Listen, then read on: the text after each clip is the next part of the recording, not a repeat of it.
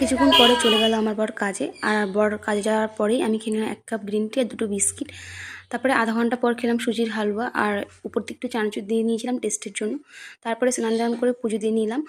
পুজো টুজো দিয়ে নিয়ে তারপরে চলে গেলাম রান্না করতে। আর শাশুড়ি মা সকাল সকাল সব কিছু রান্না করে রাখে। আর দুপুরবেলা যদি মাছ, তারপরে তোমার হচ্ছে গিয়ে মাংস টাংস হয়, সেটা হচ্ছে কি টুকটাক আমি করি। তো আমি হচ্ছে গিয়ে চিকেনটা করে নিলাম। করে নেওয়ার পরে এখানে শাশুড়ি মা রান্না করেছিল পটল পোস্ত দিয়ে সর্ষে বাটা দিয়ে একটা তরকারি। তো সেটাই আমি খাচ্ছিলাম। তো দেখতেই পাচ্ছ এখানে ভিডিও ক্লিপ নেওয়ার জন্য এত ঢং করে খাচ্ছি, কারণ না হলে তোমাদের দেখাবো কী করে। যাই হোক, এটা ভিডিও ক্লিপ নিয়ে নিলাম। দেখো এখন এটা দিয়ে খাওয়া দাওয়া শেষ করে তারপরে যেতে হলো একটা জায়গায়, তাই শাড়ি পরে সকাল সকাল চলে যাচ্ছিলাম সেখানটায়। আর রাতে এসে এই ডিমের ঝোল দিয়ে মানে ভাতটা খেয়ে নিলাম। আর এটা যদিও বা আমি রান্না করেছিলাম গরম গরম ভাত, ডিমের ঝোল। আর ডিম খেতে না আমি খুব ভালোবাসি, জানো তো। আর এভাবেই আজকে দিনটা আমার শেষ হলো। কেমন লাগলো বলো। ডিম আর চিকেন